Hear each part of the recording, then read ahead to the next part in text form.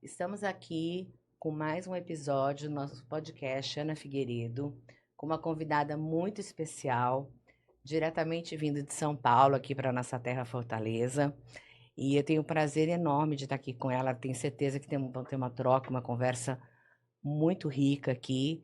E para mim é um prazer estar aqui com ela hoje, Mariane Amorim, né? Não vou falar o nome todo comprido, que é um nome bonito, comprido todo. Mas a Mary está aqui conosco, a Mariane está aqui conosco hoje. Vou falar um pouquinho da trajetória dela, mas ela, durante a nossa conversa ela vai falar um pouco mais. Mas a Mary tem uma carreira assim enorme, uma trajetória em relação a. Ela foi CEO, né, da MSC. Só por aí vocês já percebem a bagagem que ela tem. E atualmente ela está hoje, né, como co-proprietária, né, e CCO da Fractal. Uhum. Correto, Mari? Correto. Certo. Mari, seja muito bem-vinda aqui na nossa Obrigada. conversa. É realmente um prazer estar com você. E temos muito para conversar aí, né, da sua história e tudo mais. E aí eu queria, né, já começar fazendo a primeira pergunta que para mim, né, eu vejo essa trajetória toda, essa história de vida. Eu vi que você começou muito cedo, né, na área de comércio exterior, principalmente, né? Uhum. E aí você também entrou numa área aí que é praticamente predominante masculina, vamos dizer, né? Então eu queria entender um pouco como como mulher aí, como é que foi esse ambiente para você corporativo nesse momento aí, né, que você estava no setor de shipping também, que você estava. Queria que você falasse um pouquinho sobre isso. Para nós aqui entendemos um pouco dessa trajetória nesse sentido. Legal. Bom, obrigada. É um prazer estar aqui com você.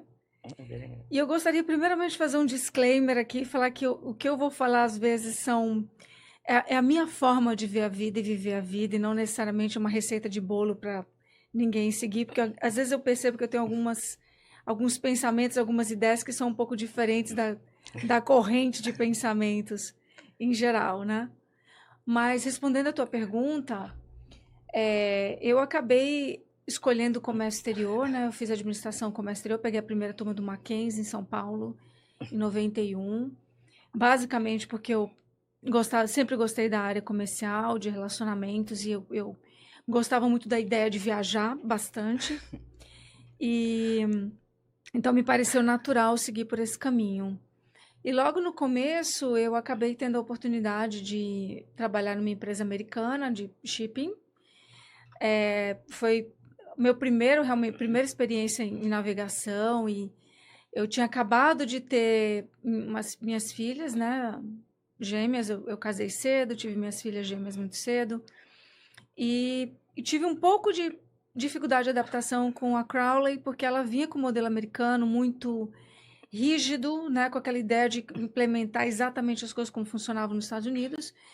E naquele momento eu já percebi que aquilo não ia funcionar muito bem no Brasil. Eu sempre fui uma pessoa de ter pensamento crítico, sempre. Então, eu sempre fui aquela estudante que... Eu nunca fui estudante de tirar 10, mas eu sempre fui estudante que tentou entender e que fazia muitas perguntas para os meus professores, e todos eles lembravam de mim, né? Às vezes eu acabava até esquecendo, mas eles lembravam de mim por causa das minhas perguntas. E eu tive dificuldade realmente de me adaptar. Então, eu saí da Crowley. Foi uma época que eu acabei ficando um tempo com as minhas filhas em casa. E logo em seguida eu tive que voltar para o mercado de trabalho. Minhas filhas estavam com 1 ano. Meu ex-marido na época ficou desempregado. E o passo mais fácil era voltar para a navegação. Consegui um trabalho na Libra. E foi um lugar que eu amei trabalhar. Minha passagem foi super rápida, porque pouquíssimo tempo depois, 3 meses depois, a MSC veio para o Brasil. E aí eu recebi um convite, até pelo meu ex-chefe na Crowley, de me juntar à empresa. Nós éramos 8 funcionários na época. Uhum. A MSC estava em 8º lugar no mundo, né? Era totalmente desconhecida no Brasil. E eu adorava a ideia do desafio, de poder estar lá desde o começo e tudo. Então foi uma experiência riquíssima. E aí, aproveitando, né, para você falando aqui, né, na sua liderança na MSC, né, no Brasil, é um marco histórico, né, porque a gente vendo aí na sua trajetória toda, você que falando agora, né, como é que foi para você sentir, né, o peso de ser a primeira líder, né, mulher, a ocupar essa posição na empresa? Porque foi você assumiu como a primeira mulher, né, como É. CEO. Como é que foi esse para você esse peso com filhas pequenas e tudo mais, enfim, como é que foi isso para você nesse É. momento? Bom, quando eu fui assumir, isso daí já foram 8 anos depois do início dessa conversa aí na MSC, mas eu tive a oportunidade de passar por praticamente toda a empresa, então eu tinha uma experiência muito consolidada, tecnicamente, do ponto de vista dos todos os stakeholders envolvidos, então eu não senti uma dificuldade de assumir essa posição. Desde o começo na MSC, eu me posicionei com muita estratégia. Então, eu sempre apresentava, sempre que eu tinha oportunidade, eu tinha minha própria visão, eu apresentava e tive espaço para contribuir com essa visão desde cedo. Eu fui a primeira pessoa a sair e visitar clientes fora do Brasil. Eu tinha 25 anos. Então, Bem para nova, muitas né? pessoas era assustador e para mim era absolutamente empolgante poder sair e visitar os meus clientes fora. Desafiador, né, vamos Desafiador, mas ao mesmo dizer. tempo me dava energia, me energizava, né? E então eu sempre tive a confiança também, mas sempre entreguei resultado. Sempre tive muito foco em entregar resultado. Eu nunca pensei muito no meu conforto pessoal, naquilo que me trazia conforto. Eu pensava na empresa, eu pensava como dona do negócio. E nesse sentido, eu fui recompensada quando eles escolheram, né, mudar a liderança da empresa. Eu acabei sendo recompensado porque eu tive uma.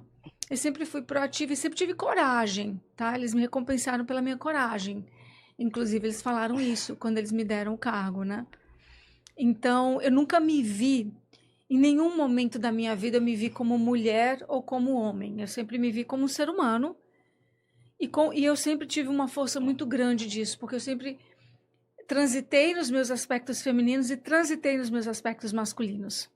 Né? Então eu nunca me vi assim numa posição desfavorecida ou nunca me senti assim. Eu sempre me senti assim a gente fala em inglês, um powerhouse, realmente, uma usina de produzir resultado independente Entendi, não. É, de, do sexo assim, de feminino, gênero, masculino, de de sexo. gênero, independente, É, né? E aí, assim, aproveitando, né, que você está conversando aqui, então, assim, a gente vê que você ganhou uma carreira, realmente, com seus 25 anos, assim, nova, já desafiadora, né? A velocidade bem grande, assim, mas é rápida da sua carreira, né? E a vida pessoal também te exige uma atenção aí, né? Nessa época você estava com suas filhas gêmeas, certo? Ou você já tinha mais filhos ou não? então, aos 30 eu já tinha 4 filhos.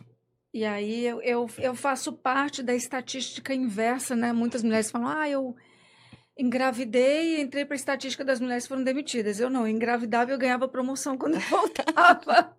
Então, eu sou estatística inversa. De Então, fazer. eu tive dos meus filhos praticamente dentro do meu período de crescimento na empresa. A empresa sempre me deu flexibilidade, eu sempre dei muito resultado. Também nunca pensei que eu tinha que trabalhar de segunda a sexta e não tinha que trabalhar fim de semana. Mas, ao mesmo tempo, eu também usava essa flexibilidade a meu favor com os meus filhos. E aos 30 eu já tinha 4 filhos. Aos 32 eu assumi a presidência da empresa. Então tinha minhas filhas já entrando em adolescência, né? A Sara, que tinha acabado de nascer, né? A Sara nasceu, tinha 30 anos. Foi um desafio muito grande, né? E eu assim, quase praticamente tive um burnout algum tempo depois, né? Aos 35, né? Porque isso que eu ia te perguntar agora, porque assim, você conciliar ao mesmo tempo, né, a tua vida pessoal, né, você tem que tomar decisões, assim, estratégicas, né, você na sua posição, viagens, porque com certeza você falou viajando muito, né, principalmente que acabaram moldando o setor logístico aqui no país, né, então aí você acabou de falar uma situação aí, que via ter um burnout, depois a gente vai falar um pouquinho mais sobre isso também, né? Então essa conciliação para você, assim, né? A gente fala equilibrar os pratos, né? Que a gente costuma dizer. Você sentir assim essa posição de você estar tomando decisões estratégicas da empresa ao mesmo tempo, né? E como você falou, com filhos adolescentes, né? Então assim, como é que você via isso daí para você, né? Nesse sentido, Porque realmente, né, eu falo ter a liderança numa empresa não quer dizer que você tem a mesma liderança dentro de casa, né? Às vezes eu falava, eu consigo tão bem na minha empresa, né, ter uma liderança e em casa às vezes não é tão fácil, né? Como é que você vê essa parte sua aí dentro desse momento teu de vida?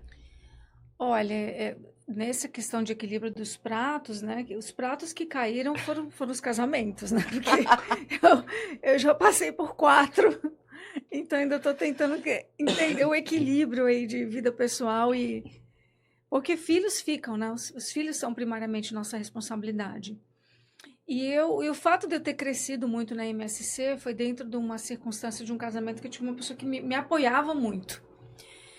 Mas que depois também aconteceram várias situações que acabaram se tornando vulnerabilidades. Mas na época eu tive uma pessoa que me apoiou.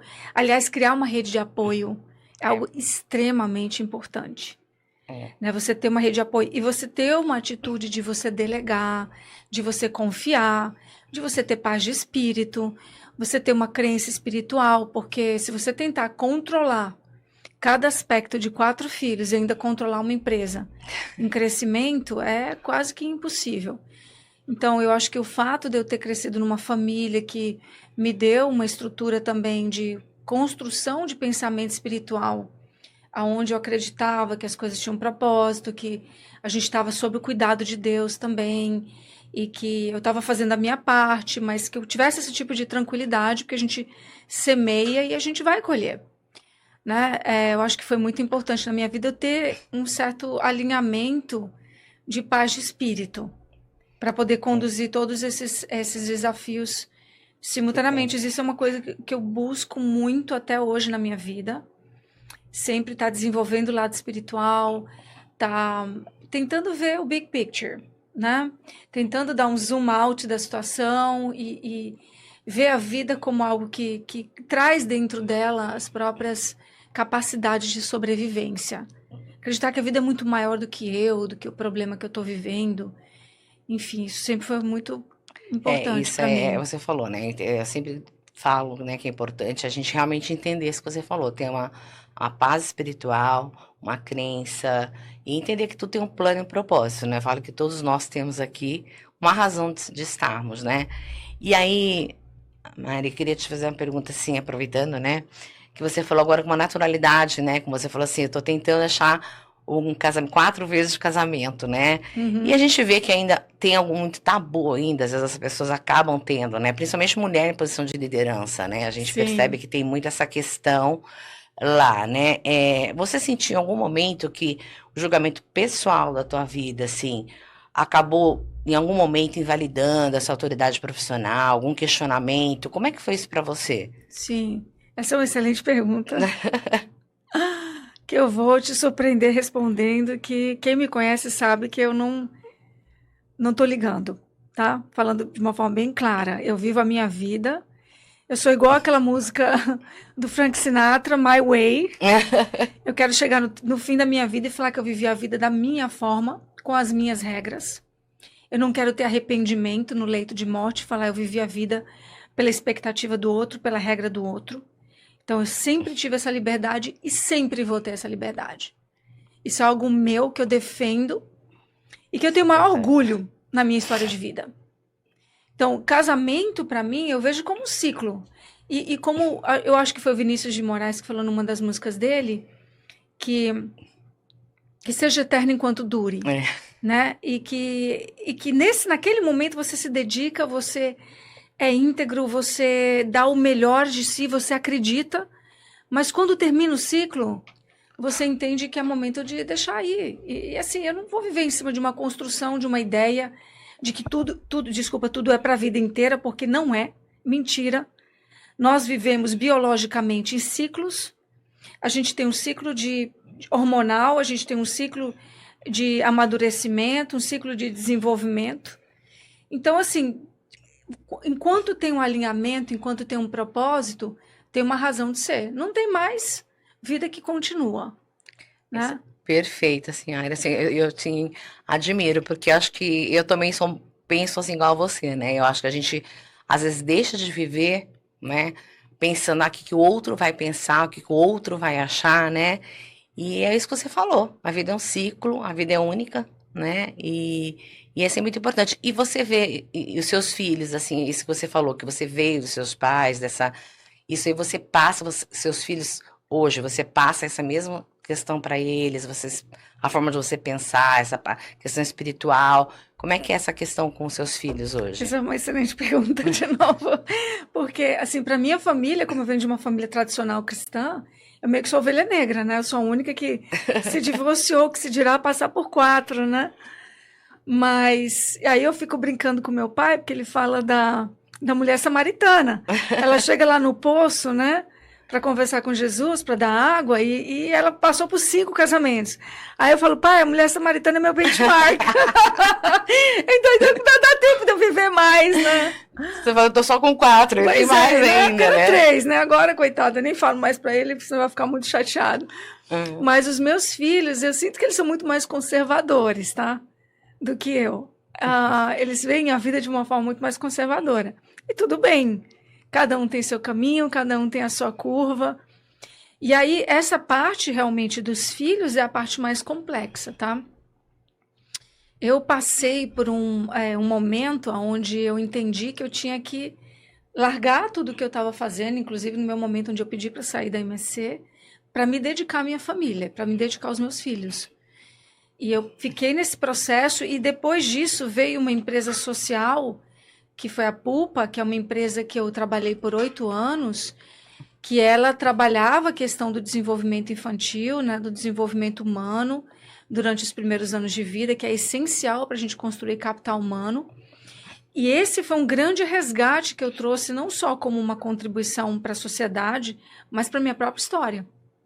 Porque naquele momento eu percebi que eu deveria ter tido uma prioridade maior para os meus filhos nos 6 primeiros anos de vida. E foi um momento que eu estava muito dedicado ao meu trabalho. Todos eles estão bem hoje, assim, maravilhosamente bem, eu não posso reclamar. Mas todos eles reclamam da minha ausência, que eu viajei, que eu trabalhei muito, porque você pode ser a mulher mais incrível de trajetória, seus filhos sempre vão te ver como mãe. Não importa o quanto você alcançou, o que você fez, pode ser...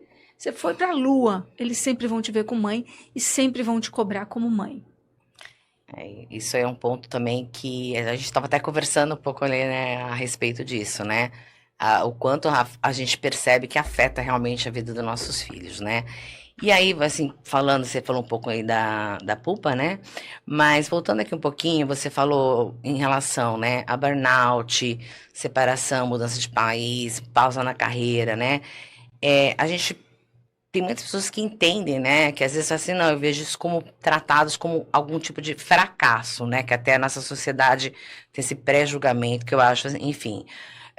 Mas você, na tua história, pelo que eu tô percebendo aqui, você foi como se fosse uma virada, né? Assim, ela te ajudou a fazer uma reconstrução, a te reconstruir como pessoa. Você estava dizendo que a Pupa foi onde te ajudou, né? A você, por tudo isso que você passou, enfim. Eu queria entender um pouco mais, assim, você falou, eu me senti um resgate, vamos dizer, seria uma... Sim. É importante Olha, isso. O que eu vou te falar agora, eu vou te falar porque eu tô conseguindo chegar a essa conclusão nos últimos anos, que é um pouco de uma costura de uma história de vida, tá? Mas hoje, quando eu olho a minha história de vida, que é uma história de reconstruir, e que eu me coloco nessa situação de forma quase que consciente, chega um determinado momento, eu jogo as pecinhas Lego para o chão e vou reconstruir, eu sinto que a maior fortaleza que eu tenho hoje é a minha capacidade de me reconstruir. Porque eu tenho, assim, uma convicção de quais são os valores que eu carrego dentro de mim, e isso me dá um conforto para eu passar por dificuldades. Isso me dá um conforto para me colocar em situações extremas. É justamente a minha capacidade de se adaptar e de me reconstruir. Porque isso ninguém tira de mim. Então, quando você vai, assim, eu tenho muitos clientes de coaching, né?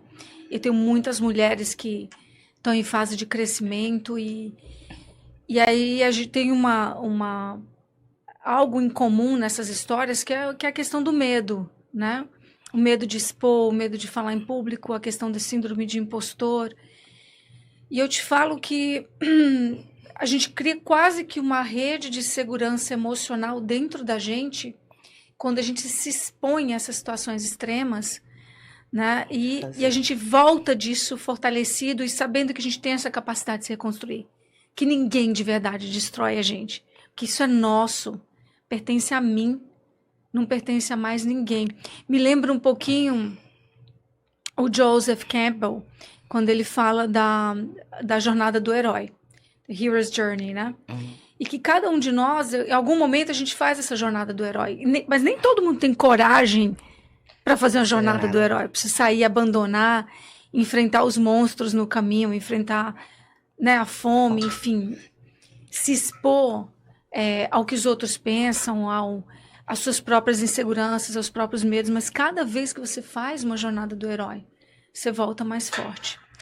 E aí eu acho que entra um pouco da questão eu acho que a resiliência, né? Que eu acho que eu não sei, eu percebo muito que eu acho que cada vez que você passa por situações como essa, te torna mais forte. Eu realmente também sinto isso, que acho que a resiliência acaba nos tornando de uma forma ou outra mais forte, né?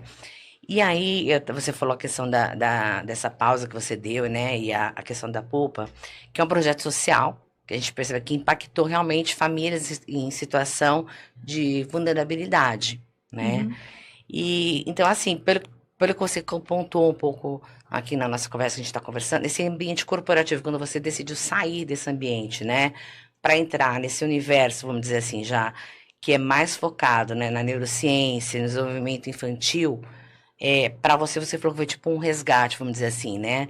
Então, eu queria que você falasse um pouquinho mais sobre isso aí, essa decisão tua de repente ir para a polpa, e você sai de uma empresa como a MSC para ir para a polpa, quer dizer assim, foi uma questão realmente um pouco pessoal e profissional também, ou foi uma decisão realmente, como você falou, não, uma questão minha, mais pessoal mesmo, que eu decidi ter esse resgate, né? Ou você viu também isso como uma forma de você aproveitar, né? E com todo o seu conhecimento e bagagem que você tinha, para apoiar essas pessoas em questão de vulnerabilidade?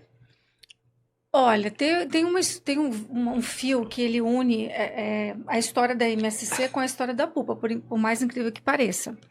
Quando eu assumi a MSC, a MSC Genebra falou, Mary, desenvolve algum programa social, a Argentina está doando equipamento para a escola, tal, doaram $15 mil de equipamento para a escola. E eu trabalhava no centro de Santos, e a gente saía ali na Senador Feijó, e na rua você via várias prostitutas fazendo ponto durante o dia. E eu ficava pensando, quem que fica com os filhos dessas mulheres enquanto elas estão aqui? Porque é plena luz do dia, né? E eu descobri que tinha uma creche que cuidava justamente dos filhos dessas mulheres, e stowaways, que são pessoas que vêm dentro do navio para imigração ilegal. E eu falei assim, pô, tá aí, eu vou tentar entender o que a gente pode fazer. A gente pode, como essa questão da prostituição está muito próxima da questão portuária, né? O porto, ele sempre, atrás dele, traz essa questão de bolsões de droga e prostituição. Eu falei, deixa eu tentar entender como é que eu posso ajudar. Aí encontrei esse lugar que eles, né, cuidavam dessas crianças, mas era uma casa que literalmente só tinha colchão no chão. E aí, contando uma história de forma muito rápida, eu consegui, na época a gente estava construindo o prédio, a sede, estava construindo retroterminais, aí eu fiz um acordo com os nossos fornecedores para eles doarem material, fiz acordo com Genebra, fizemos um projeto de R$1 milhão, uma creche de 3 andares, totalmente equipada, né? Foi um projeto lindíssimo para 225 crianças. Só que naquela época eu não tinha ideia de que existia algo mais do que a questão de infraestrutura, que era uma questão de formação dos educadores, uma questão de saber dar os estímulos, né, do cuidado da família que estava com aquela criança. Então, eu saí da MSC com aquele gostinho de querer fazer alguma coisa em relação à mulher e à criança.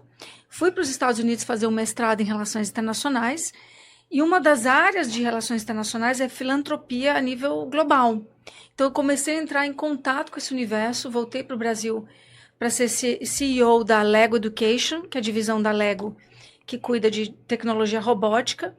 E lá eu comecei a reparar que as crianças elas não tinham um cuidado específico nos primeiros anos de vida. No Brasil ainda não tinha uma recomendação do governo federal de que os municípios tivessem políticas específicas para as crianças nessa fase de vida. Isso foi lá em 2010. Então, nessa época, eu entrei em contato com a Fundação Lego, entrei em contato com o BID e comecei a organizar aí uma metodologia para que a gente pudesse ensinar, as mães e as famílias em vulnerabilidade como cuidar das crianças, porque 80% das crianças naquela época estavam sendo cuidadas por vizinhos, por avós, por pessoas sem espaço, sem conhecimento, sem recursos. E é uma base, né? Eu falo que é a base da criança, o momento que você forma o ser humano. Eu fiquei apaixonada por isso, foram 8 anos que eu dediquei da minha vida, capital próprio, tempo, e foi muito difícil sair. Eu saí porque esgotou o recurso financeiro meu, assim, eu cheguei assim, queimei os meus savings, as minhas poupanças, meu investimento, tudo. E chegou um momento que eu falei, não, eu tenho que dar um outro rumo na minha vida, porque senão eu vou entrar em colapso, eu tenho filhos fazendo faculdade, enfim. E aí eu decidi voltar para os Estados Unidos. E foi um momento de uma reconstrução também, voltar para os Estados Unidos. Mas aí você falando dessa tua metodologia, né, que ela foi reconhecida mundialmente, né, você realmente foi reconhecimento e premiada em relação a isso, né? E o que você aprendeu, vamos dizer assim, desse teu projeto social, né, que você conseguiu aplicar depois na sua trajetória profissional dentro das empresas que você depois voltou para o mercado, como você está dizendo, né? Tudo. Primeiro porque eu consegui dar curso dentro de empresas. Eu dei palestra fora do Brasil, então virou uma referência. A Pulpa foi a primeira metodologia na América Latina a falar com pais. Coisas que os pais nem sabiam. Então, eu falei desde uma São Paulo, que é uma das principais escolas, até escolas dentro de Palafita, enfim. Então, foi algo extraordinário. Foi algo muito difícil, foi a coisa mais difícil que eu fiz na minha vida. Mas foi extraordinário. Só que, do ponto de vista pessoal, eu aprendi realmente, eu fiz um resgate com os meus filhos, fiz um resgate com a minha própria história. E depois, nos Estados Unidos, eu fiz um certificado de coaching de executivos que fala de desenvolvimento humano num contexto de trabalho, mas que eu consegui unir com tudo que eu havia aprendido e ganhado desde o início de vida. Então, ele fechou um ciclo que hoje eu uso, obviamente, como coach de executivos, coach de liderança. Então, assim, nada está perdido, né? Em algum momento eu vou voltar com a Pulpa, né? Uma das razões que hoje eu estou na Fractal também é que é uma empresa que eu sei que eu vou ganhar muito dinheiro com ela para depois resgatar como filantropia a Pulpa, porque é algo que eu quero deixar como legado de vida, né? Eu acho que, como você falou, a gente volta a falar, né? O legado, o propósito, né? Eu acho que é o que pelo menos, nos motiva, né? E eu falo que é um combustível, às vezes, né? Que a gente vê tanta, né?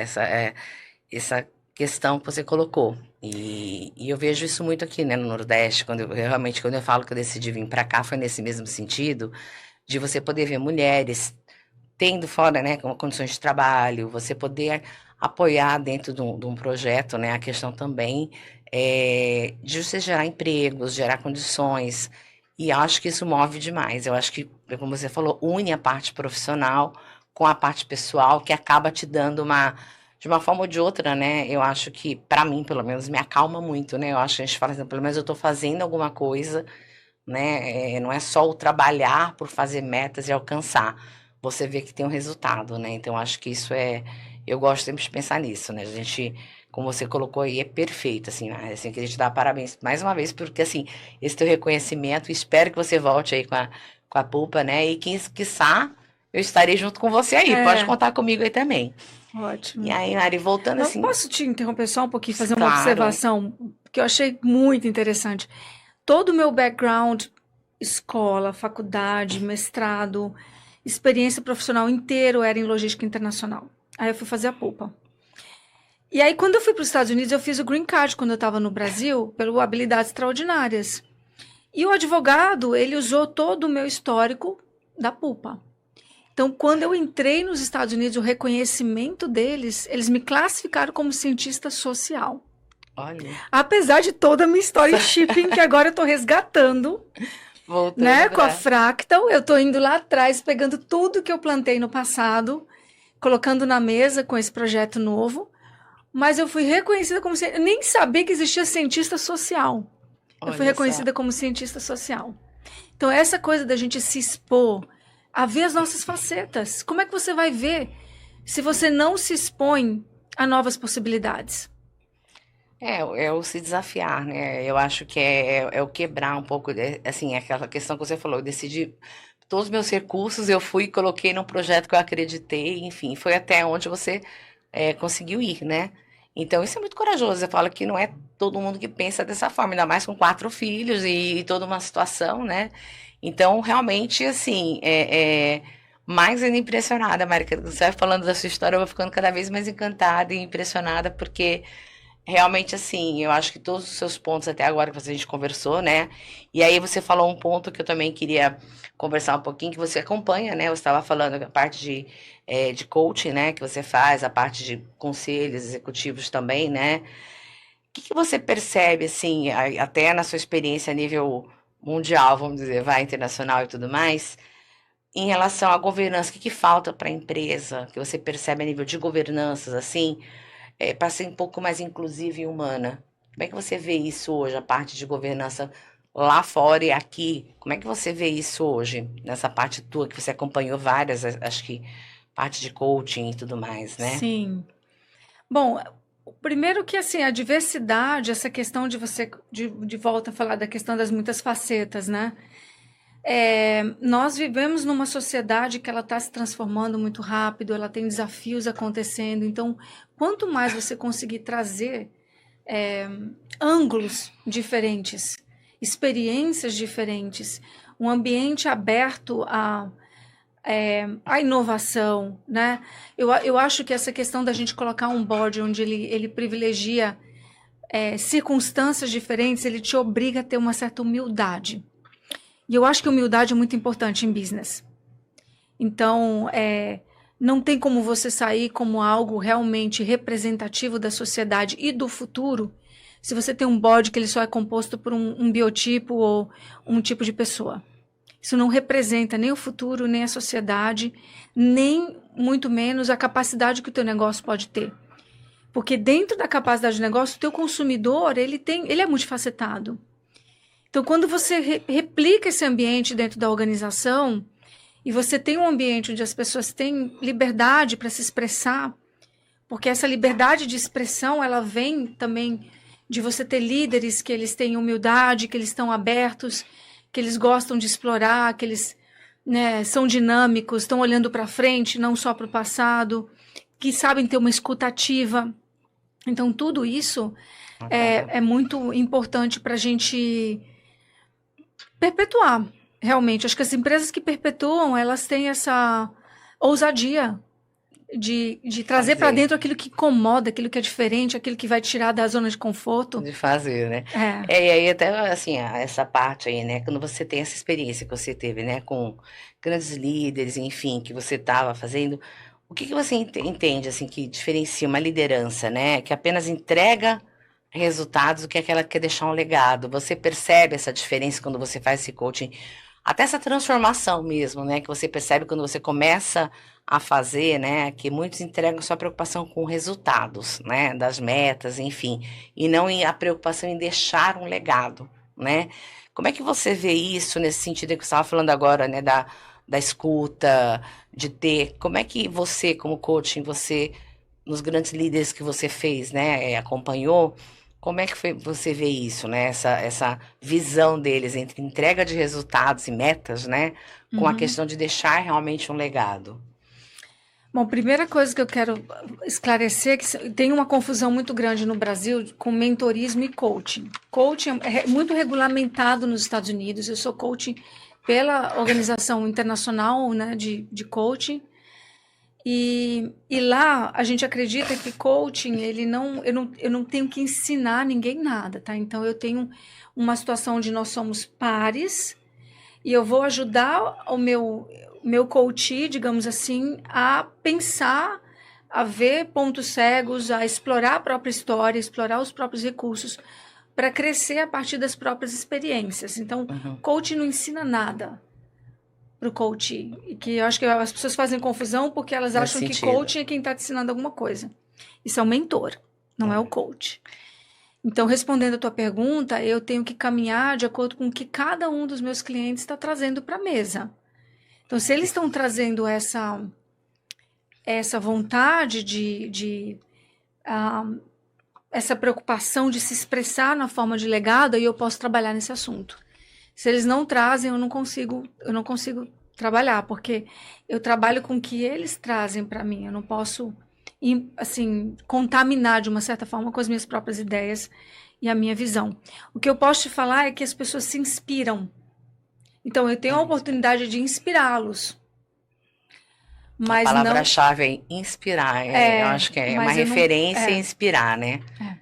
Isso aí é importante. E você tá ainda, hoje você tá fazendo essa parte também aí de coaching ainda, ou você deu uma parada nisso? Você continua também fazendo? Eu tenho alguns clientes, não são muitos, tá?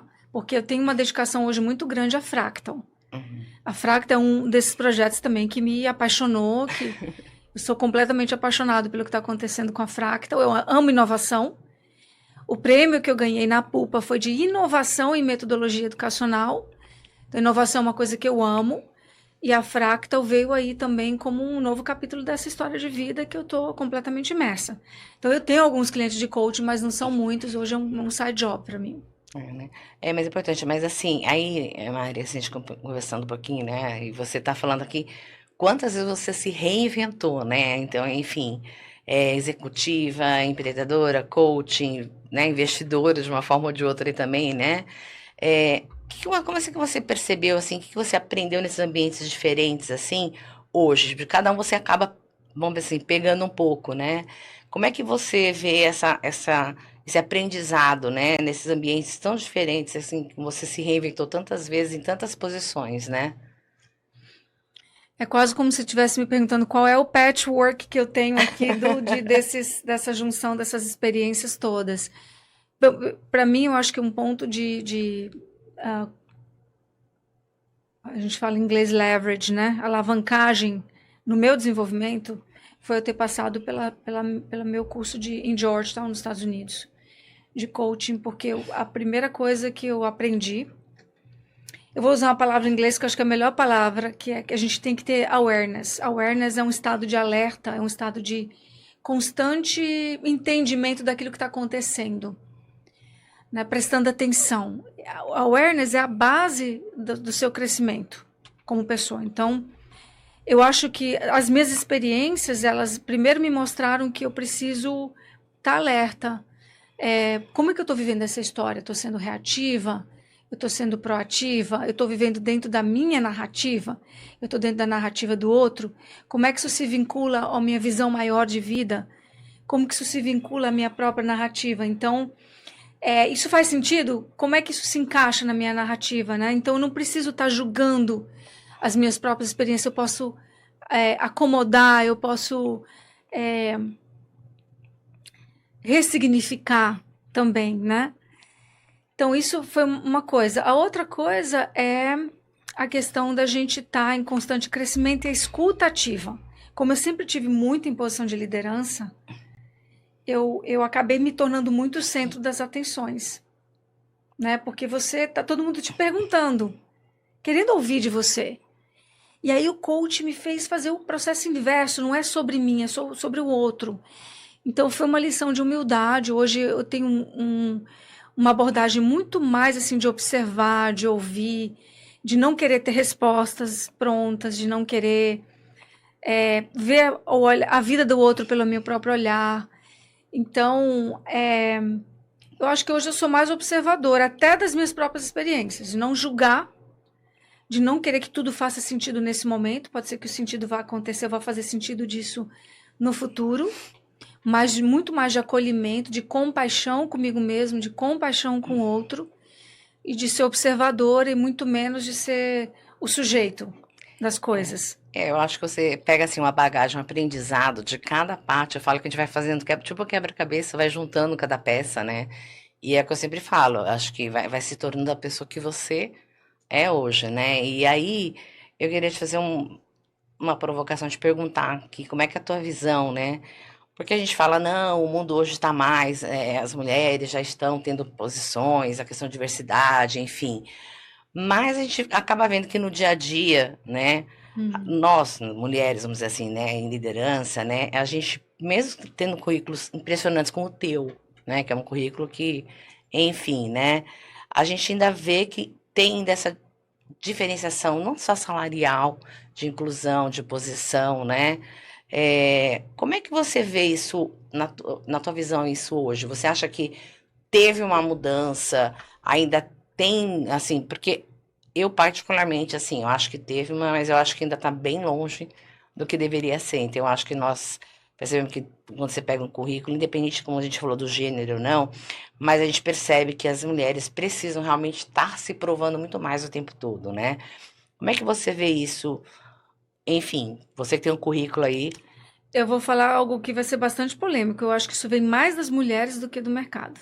Porque elas muitas têm síndrome de impostor. Elas se posicionam com muito menos poder na hora de negociar. Eu praticamente não vivi isso, porque eu sempre me posicionei e sempre negociei. Então, assim, você tem que se posicionar com o poder. Primeiro que você não pode acreditar nas histórias que são contadas. Se você entrega um resultado, o mercado, ele recompensa, o mercado, ele quer resultado. Só que você tem que carregar com você esse valor. Se você carrega já que você ganha menos, você poderia ganhar... Você, numa negociação, não é por esse caminho que você vai seguir. Você vai seguir trazendo o resultado que você está trazendo. E por que esse resultado merece ser recompensado? Então, se colocar numa posição de vítima, mesmo que você seja vítima, é a pior posição que você pode ter do ponto de vista de negociação. Isso que você está dizendo, assim, realmente, assim, né, eu não falo nem que é polêmico, mas é uma realidade, porque às vezes você vê que muitas mulheres, né, elas realmente nem se colocam elas têm realmente, assim, nem tentam se candidatar a alguma posição, porque acham que elas mesmas são capazes, né, e tem até um medo, um receio de se arriscar. Então, eu concordo com você que essa questão aí da síndrome da impostura, que a gente sempre fala, que acaba que ela mesma se coloca nessa posição. Então, eu percebo que tem um movimento muito grande, eu participo de alguns grupos com mulheres, né? E nós nos provocamos muito sobre isso, né? Às vezes o homem está numa decisão, ele vai e faz e pronto. A mulher fica pensando 10 vezes, mas será que eu tenho isso, eu tenho aquilo? Ela se questiona muito mais, né, do que se arriscar, né? Então, porque até também tem a questão do julgamento, do que o outro vai pensar, não sei se eu sou capaz ou não, tem realmente muito isso, né? E aí, Mari, falando um pouquinho mais assim, né, de família, legado e futuro, né? Hoje, na posição que você está, a gente vai falar um pouquinho também da Fractal aí também, que é um projeto super interessante, né? Hoje, quando a gente olha, né, você com 4 filhos e passou por toda essa jornada intensa aí, né? O que você percebe que foi seu maior desafio emocional entre a sua maternidade e carreira? E o que você acha que você poderia ter feito diferente? Se você falar assim, não, eu hoje, se eu pudesse, eu teria, né? A gente brinca, né? De volta para o futuro, a gente brinca, né? Pudesse voltar, você faria alguma coisa diferente do que você fez? Olha, a primeira coisa que eu acho muito legal que eu tive filho cedo. Hoje eu tenho. Me considero jovem ainda. Posso até não ser, mas eu Sim. me considero. Super jovem, bonita, linda, assim, Eu maravilhosa. tento me conservar, né? Enfim. Mas meus filhos são adultos, hoje são meus amigos. Mas eu tenho um arrependimento de não ter o conhecimento que eu tenho sobre a primeira infância e ter tido uma dedicação maior aos meus filhos durante os primeiros 6 anos de vida deles. Aquele era o momento deles, não era o meu momento de crescimento de carreira. Esse é um arrependimento que eu tenho. Acho que se eu pudesse fazer de novo a vida, eu daria um jeito de trabalhar menos horas para poder estar mais em casa com os meus filhos durante os primeiros 6 anos de vida. Aí, isso aí era até a próxima pergunta que eu ia fazer, que acaba complementando um pouco do que você disse agora, né? Que é assim, a mulher acaba se sentindo um pouco de, assim, uma culpa, né? Por crescer profissionalmente. Porque acaba que você tem que ter essa opção, né? Se você deveria, a gente tem que correr atrás para crescer profissionalmente. Coincide, às vezes, no teu caso, né? Mais nova, mas coincidiu na sua fase de carreira também, né? Que você acaba tendo essa sensação, né? De, vamos dizer, acabar se culpando, né? Como é que você daria hoje um conselho para as mães líderes que a gente fala que estão aí? Não só, né, no início de carreira, mas aquelas que já estão numa posição hoje, já nesse nível, já está num nível hoje de liderança maior. Como é que você daria um conselho, assim, ou alguma referência para elas, assim, da sua jornada?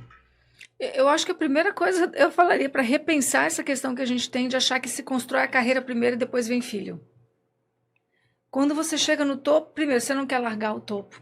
Você lutou demais por aquilo. Segundo, você já não tem mais o mesmo nível de energia para lidar com uma criança pequena, com todas as demandas. Você chega com, às vezes, com o instinto de que você não pode mais perder aquele filho, porque você não vai poder ter outro filho, porque você já está numa idade que você já não é mais fértil. Então, você acaba não dando oportunidade para aquela criança dela viver as experiências de risco dela, porque você tem medo. Então, é uma maternidade fundamentada no medo. Isso é muito complexo para o ser humano, porque o ser humano precisa, como parte de um apoio emocional no futuro, se expor a esse tipo de experiência. Então, eu diria o seguinte, cara, faz o oposto. Tem os filhos mais cedo, tem a flexibilidade no trabalho. Depois, se os filhos tiverem 5, 6 anos, você vai e dá o gás que você quiser dar na vida. Esse é o aprendizado que eu traria para a minha própria vida, tá? E que eu daria de conselho. Que você falou, buscar o equilíbrio é muito complicado às vezes, né? Porque a gente acaba sendo que aquilo que a gente estava conversando, às vezes tem que se desenvolver e tem que fazer muito mais, né? Às vezes as mulheres para se provarem no mercado, né? Sim. Mudou bastante, mas eu acho que ainda continua, né? Como a gente estava conversando. Mas é um conselho importante, porque hoje a gente vê uma realidade, né, na nova geração que está vindo aí, com uma mente já um pouco diferente do que a gente era na nossa época, Exatamente. né? Então hoje eu percebo muito que a gente vê que eu converso com sobrinhos e com filhas de amigos meus que a cabeça é totalmente diferente, né? Não pensa em ter filho tão cedo, também não quer aquele trabalho como a gente tinha de 20 horas, 18 horas por dia. Então mudou muito também. Eu acho que essa geração que está vindo aí tem um pouco de diferença, mas a gente tem uma geração, né? A nossa geração, e eu falo que ainda que tá nesse momento, né? Que eu acho que ainda tá entre família e profissional, tentando se achar esse equilíbrio. Eu percebo que ainda tem eu falo que são gerações, né? Aí, Maria, aproveitando para a gente falando aí um pouquinho, né, na sua visão aí, né, como eu digo, como líder, né, é, mentora, no caso assim, o coach, né, conselheira, que você também faz parte de conselho, né, como é que você vê facilitar no ambiente corporativo para essas mulheres ou até as empreendedoras que estão começando, né, e você, de uma forma ou de outra, hoje com a Fractal, você hoje está numa forma hoje que você tem uma posição de liderança e ao mesmo tempo você tem a participação também como investidora de um negócio totalmente inovador, né? É aquele que você falasse um pouquinho depois sobre isso também. Como é que você vê isso hoje, né? Essa posição para mentor, conselheiro, né? Para facilitar o caminho dessas mulheres que estão vindo hoje nesse mesmo trajetória, mesmo caminho que o seu? Olha, primeiro eu diria que, como mulher, a gente tem uma tendência como eu falei antes, ter muito medo.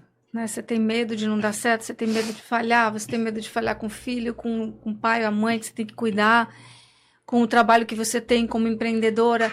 Eu diria assim, o máximo que puder, parar de ter medo. Assim, não levar a vida tão a sério nesse sentido. Se expor, se permitir, né?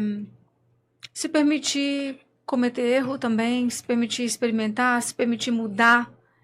Né? Muitas vezes a mulher está dentro de um contexto que ela sente muita dificuldade de mudar. Né? Então, eu acho que a gente vive um momento de vida também muito legal para as mulheres. Por mais que a gente reclame, é um momento de vida muito legal, gente. Não tem. Para quem quer de verdade, não tem barreira. Você vai lá e faz. Não fica... eu sempre falo para as minhas filhas, eu nunca precisei falar de feminismo com as minhas filhas. Nunca. Mas eu fui lá e fiz. Quando eu tinha quase 45 anos, eu fui fazer jiu-jitsu. E na minha turma era tudo homem de 30 anos. Eu já tinha 45. E fui lá fazer, e fui competir. Uhum. Então, isso para mim é feminismo. É a gente mostrar que não tem barreira. Mas vai lá e faz. É menos falar e mais fazer. Mais ação, né? E menos acreditar nessa bobeirada toda. Ai, porque isso? Não, vai lá e faz. Todas as mulheres que mudaram a história da mulher fizeram. Elas não se preocuparam se podia, não podia, se fantasiava de homem, dava um jeito, se escondia, não sei. Mas elas fizeram. Então, o caminho é fazer. Vai lá e se atreve. E faz. Isso Então, as portas estão abertas. Pode falar o que quiser também, que tem isso, tem aquilo. Se você tem resultado, as portas estão abertas também. Isso eu concordo com você. Eu acho que realmente buscar e correr atrás, né? Eu acho que não tem essa, assim, você, não, porque é não ter o medo mesmo, né? Mas eu acho que acaba que realmente o empreender, né? Eu falo que várias pessoas, não sei como é com você, mas muita gente vem conversar comigo que está naquele momento de vida, que quer sair do mundo corporativo, quer empreender, quer fazer, e tem aquele receio, porque muda muito a vida, né? E é engraçado porque as pessoas têm. A principal pergunta que me fazem você percebe que é o medo, né? Do novo, né? De largar aquele mundo corporativo, aquela questão de liderança, de você ter que se empreender e fazer, né? E você falou agora há pouco, né? Que você falou assim, quando eu via esse projeto que você retornou aqui para o Brasil, tá em São Paulo agora, né? E com a Fractal agora, você tá como eu te falei, nessas duas posições, né? Queria que você falasse um pouquinho mais desse teu momento, assim, eu vi teu olhar brilhando nesse projeto, né? Que você falasse um pouquinho hoje do seu momento atual, nessa posição como você tá, de liderança e de ser também uma sócia de uma empresa inovadora, vamos dizer, né? Ana, antes de eu começar nesse bloco, eu queria só finalizar o último bloco falando o seguinte, eu acho que as mulheres vão enfrentar um outro problema. Elas estão mais preparadas que os homens. Só que a gente ainda está naquela historinha do passado, sabe? Não está tendo oportunidade, blá, blá, blá, blá. A grande dificuldade é que os homens estão percebendo que as mulheres estão mais preparadas que eles. As mulheres estão sendo mais educadas, estão terminando a nível superior mais do que os homens, elas estão indo com bastante performance para o mercado de trabalho. Então está tendo uma inversão que a gente ainda continua contando a história de antes. Eu te digo isso porque eu pego várias mulheres em coaching e todas ainda acreditam nessa história de antes. Elas ficam então, ainda a gente tem pensando, que tomar né? muito cuidado, porque a gente está fazendo uma virada aqui, que a dificuldade maior vai ser essa. Como lidar num ambiente onde a mulher é mais preparada que o homem? Tá? Eu queria só terminar o último bloco com isso, com essa provocação. Não, mas eu acho que é importante essa sua provocação, porque realmente eu concordo com você. Você falou assim do teu jiu-jitsu, né? Eu tava numa época que eu fazia Muay Thai, né? E eu brinco que eu chegava em casa, era às 18, 9 horas da noite. Aí eu falava, meu Deus, eu preciso ficar com meu filho, porque eu não fiquei com meu filho, ele tava numa idade pequena, ele tava com 6 anos mais ou menos. E aí, o que eu fiz? Eu falei, você vai fazer Muay Thai com a mamãe. Aí eu fazia o Muay Thai com meu filho, né? Treinava lá porque eu sentia, né? Que pra mim, primeira coisa que pra mim era uma questão que me aliviava, né? Era uma questão que eu falava assim, mas Ana, você faz Muay Thai, né? Assim, eu não achava, pra mim eu adorava fazer, eu só tive que parar realmente por problema de que eu tive de saúde, eu precisei parar. Mas era um momento que eu tinha com meu filho, né? O professor fazia lá e ele brincava comigo, ele falava assim, Ana, você não quer competir, não quer fazer tal, porque ele falava pra mim, você tá melhor do que muitos alunos meus, homens, que fazem comigo hoje, né? Mas eu, assim, até te admiro, você falou uma competição de jiu-jitsu e tal, mas é o que você colocou.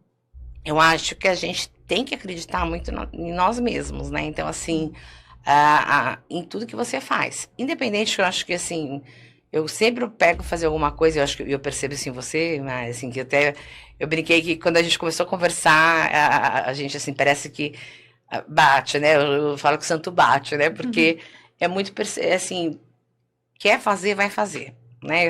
Eu sou muito assim, é de inventar, né? Então eu sempre comento com as pessoas que, era banco de horas, eu fui fazer banco de horas em fazenda.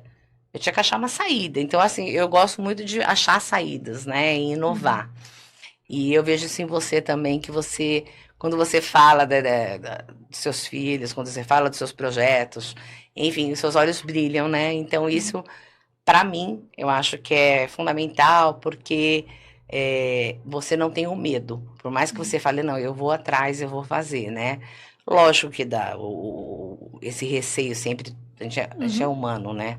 Dizer que não tem medo, que É, não tem eu não deixo o receio. medo me parar. Eu não deixo o medo parar. O É. medo pode existir, mas ele não vai me parar. Isso você falou tudo e é super importante, assim, né? E aí, passando, né, para o bloco, né, quando a gente conversa, eu queria que você falasse um pouquinho, né, da questão do seu novo momento hoje que você está Sim. vivendo, né? Que é importante, eu acho que, como você falou, eu voltei para o mundo, né? Você passou por Apupa, foi passando por fases da sua vida e hoje você está num momento, né? E onde nós nos conhecemos e eu fiquei super feliz, assim, Sim. quando eu realmente vi o projeto, né? E aí eu queria falar dessa tua vinda para Fortaleza, desse momento teu, né? Que você voltou para São Paulo, saiu dos Estados Unidos e veio para São Paulo, desse projeto novo aí. Desafiador, É, né? E bem, inovador, né? muito legal. A Fracta é uma empresa que está trazendo uma inovação bastante disruptiva para o mercado, que é a possibilidade da gente controlar a fraude nos lacres. Né? Os lacres convencionais hoje todos podem ser fraudados. A única alternativa que o armador teve foi o lacre ativo, que ele é fixado no container.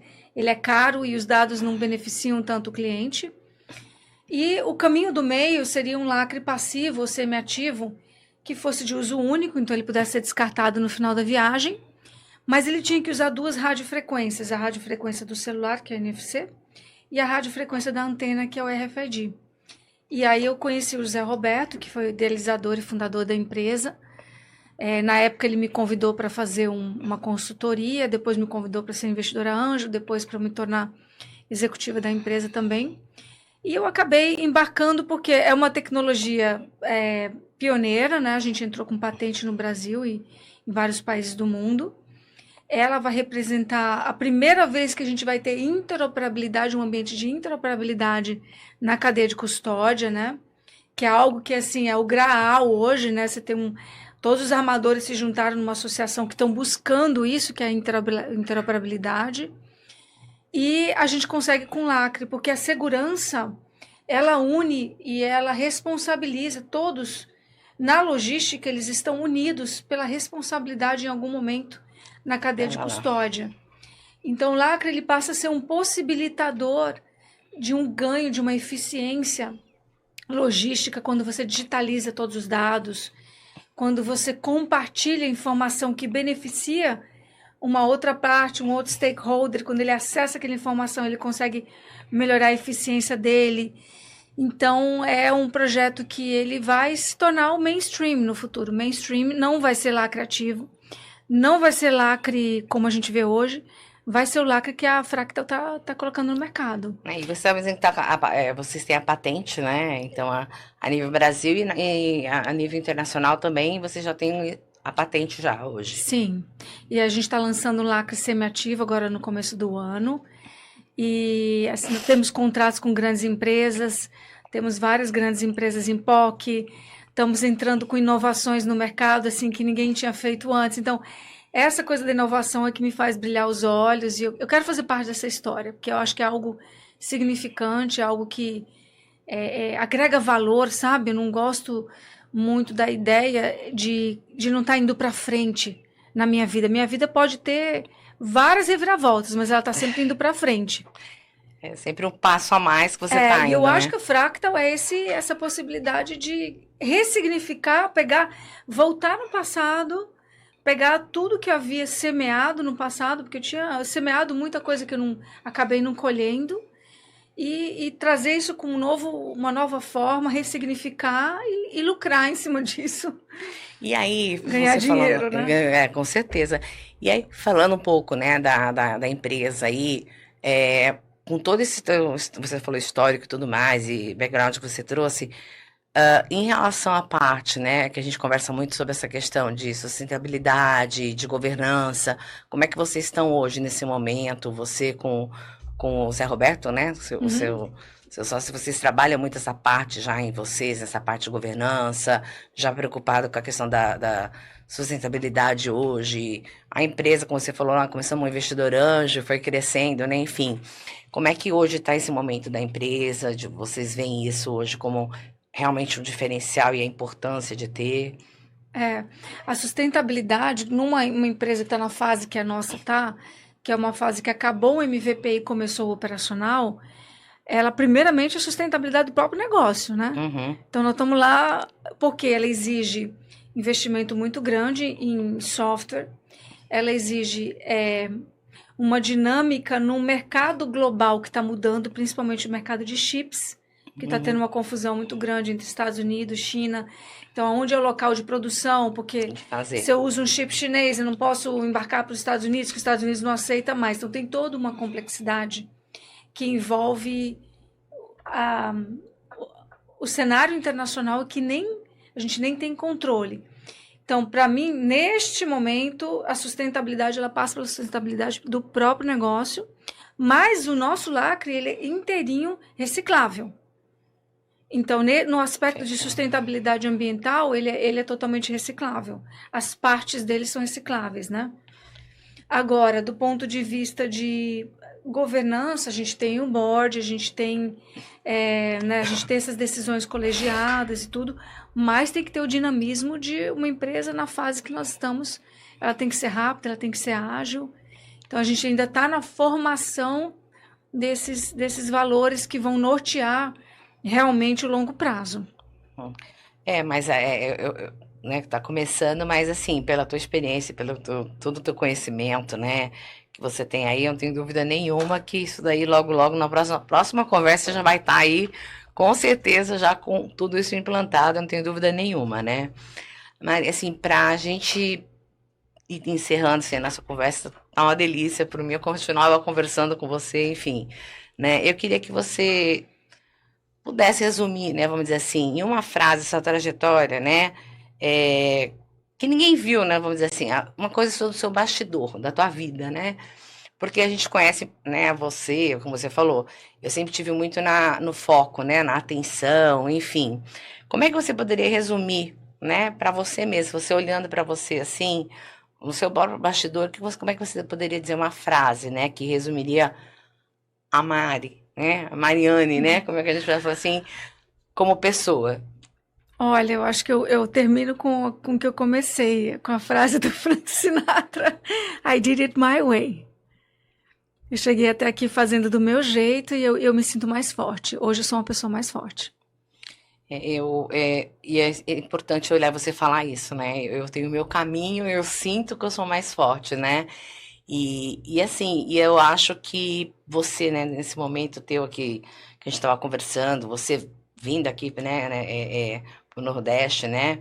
E aí, só para mudar um pouquinho aqui para a gente finalizando, como é que você vê essa questão aqui hoje a nível Brasil, a nível Nordeste? Você estava me dizendo que a sua família é do Rio Grande do Norte, né? Uhum. Como é que você vê isso? Você vê o Nordeste como realmente um estado, assim, né? A gente fala assim, o Ceará e o Nordeste todo, né? O Norte e o Nordeste. Como é que você vê, assim, não em relação só ao seu negócio, mas em relação ao geral, você vê que mudou a percepção em relação a isso? Como é que é a sua visão? O meu sentimento e a minha visão é muito positivo. Eu vejo que a gente evoluiu de muitas formas no Nordeste, eu acho que até às vezes mais do que no Sudeste. O potencial é muito grande, porque quando a gente pensa de novo em shipping, né, a gente tem portos de águas profundas num ponto de saída do continente, e eu acho que tem tudo para ter um salto ainda maior se a gente se posicionar aproveitando essas vantagens que tem, porque nós temos exemplos de lugares que se desenvolveram a partir de se tornarem hubs, principalmente no norte da África, vários lugares nós temos exemplos, né? Então tem um benefício muito grande. E o Nordeste, ele é naturalmente esse ponto no Brasil, né? eu tive a oportunidade de conversar com um empresário que ele queria até que eu desse uma ajuda como consultora num projeto muito grande de infraestrutura logística, que ele tinha desenhado, todos os consultores desenharam para o Centro-Sul. E quando ele conversou comigo, eu falei, eu jamais farei esse projeto aqui, eu farei esse projeto no Nordeste. Porque a carga, né, todo o interior do Brasil poderia estar indo para o Nordeste agora. Porto de água profunda, tem muito mais capacidade de retroárea para a gente fazer algo organizado. Então fica todo mundo disputando ali. Porque tem muito mercado no Centro-Sul, mas tem um grande bolsão que está acontecendo no centro do Brasil que pertence ao Nordeste logisticamente. Então eu acho que vale a pena aqui, né? olhar com carinho para isso, criar circunstâncias aí especiais, né, para privilegiar o Nordeste em relação ao que ele já possui de potencial logístico. Mari, assim, para finalizar aqui, eu vou te fazer uma pergunta. Você, Mari, que você gosta de fazer, você gosta de cozinhar, que você gosta de... eu, particularmente, não cozinho nada, tá? Eu sempre falo isso pra todo mundo, não gosto, não é que eu não gosto, eu não sei. Hoje eu tô me reinventando, tô tentando, né, fazer. Você gosta de cozinhar? O que você gosta de fazer no seu tempo livre? Você buscou algum hobby? Porque eu tenho buscado algumas coisas em mim, né? Que eu não tinha tempo antes, eu não parava para pensar. E hoje eu não. Eu realmente, você estava falando, né? Eu já tentei fazer yoga, por exemplo, eu não consigo. Já são coisas que eu não. Mas eu tento buscar alguns, né? Hoje, alguns hobbies, algumas coisas para eu fazer na minha vida. Que isso me ajuda muito, né, até para eu não descarregar, vamos dizer assim, né, na minha vida pessoal, que eu tento me acalmar. Então, assim, eu tentei ir para um pouco de cozinhar, eu tô tentando buscar, eu gosto de ouvir música, eu gosto de escrever. O que você gosta de fazer, fora o jiu-jitsu, que você já falou aqui? Então, eu adoro cozinhar, amo, é uma coisa que eu gosto muito. Adoro música, então eu voltei a estudar violão. Olha. Na verdade, eu comecei, porque eu sei tocar violão de ouvido, e eu comecei a estudar realmente violão. Tenho tentado ir para academia pelo menos 3 vezes por semana, porque eu tô super feliz. Eu passei pela fase de menopausa e agora eu tô tendo um momento melhor pós-menopausa e eu tô me sentindo no prime da minha vida. Então eu tô me sentindo bem, saudável, energizada. Então eu tô jogando isso tudo para exercício físico, prática espiritual. Então eu tenho uma filha que está morando comigo, a gente estuda a Cabala todas as manhãs, tá estudando a Torá, tá meditando. Então, tô num momento muito bom, na verdade. Eu tendo uma vida saudável, fazendo o que eu gosto. Isso é muito bom, né? E você tá falando assim, né? Você acabou sendo mãe nova, né? Então, assim, seus filhos já estão já com mais, né, idade, cada um em um lugar, morando, né? Então, assim, Sim. também eu falo que esse momento, quando a gente estava conversando, né? Eu vou reunir meus filhos e ter esse momento, né? Apesar desse momento novo seu do projeto aí com a Fractal da empresa, né? Você ter esse momento para estar com seus filhos, os 4 filhos, né? Então, assim... Hoje, quando nós estávamos conversando e você comentou, eu achei super interessante, porque eu falei, ela tá no momento que o projeto tá andando, tá com tudo, mas eu vou ter um momento com meus filhos, os 4 juntos, né? Então, assim, eu acho isso, assim, incrível, porque aí mostra o que a gente conversou aqui, né? Esse momento seu de você pode não ter passado os primeiros anos, né? Enfim, mas você tá com eles agora, já estão, né, mais de 20 anos e tal. E é difícil, né? Querer juntar todo mundo assim de uma vez só. E você vai ter esse momento com eles. Então, assim, eu fiquei, quando você comentou isso comigo, eu falei, gente, como é bom, né? Porque eu tenho um filho só, né? Então, você ter os 4 e poder estar com os 4 juntos e aproveitar esse momento. Então, assim, Mari, eu só tenho a te agradecer, assim, porque eu vejo, né, o pouco que a gente conversou, assim, que para mim é pouco, porque eu ficaria com você, enfim, mas é inspirador, realmente, assim, sabe? E eu tenho certeza que a ideia, né, desse podcast, quando eu criei, é trazer isso, né? Inspiração, trazer motivação, né? E não é só para mulheres, não, é geral, é para a vida, né? Então, eu sempre quis fazer a minha ideia foi essa, né? Não só falar da questão do mundo corporativo, mas da vida pessoal, falar um pouco da história, porque eu acho que isso acaba, às vezes, a gente acaba provocando, né, fazendo provocações assim nessas conversas que ajudam muitas pessoas. Então, assim, eu gosto muito, quando eu tive a ideia de fazer o podcast, foi para eu poder trazer pessoas, né, que tenham uma história de vida, não só profissional, mas uma história de vida pessoal, né? E, e eu gosto de pessoas que nem você, provocativas, né? De fazer, desafiar, de fazer. Porque eu acho que é isso mesmo, e não ter o medo de falar, o medo de fazer, né? Então, a gente é muito, às vezes, questionado, né? E às vezes eu olho para você assim, hoje eu fico mais inspirada ainda em ter coragem de falar, Mari, assim. Então, assim, para a gente finalizar aqui, né, nesse momento, se quiser ali voltar para nossa câmera ali e deixar um recado, fique à vontade para Estou muito falar. feliz de estar aqui, poder compartilhar um pouco da minha história. Eu sei que ela é bem peculiar, mas é isso. Acho que a gente tem essa oportunidade de viver e construir a nossa própria narrativa. Invista na sua narrativa. Você dessa parte, invista na sua narrativa.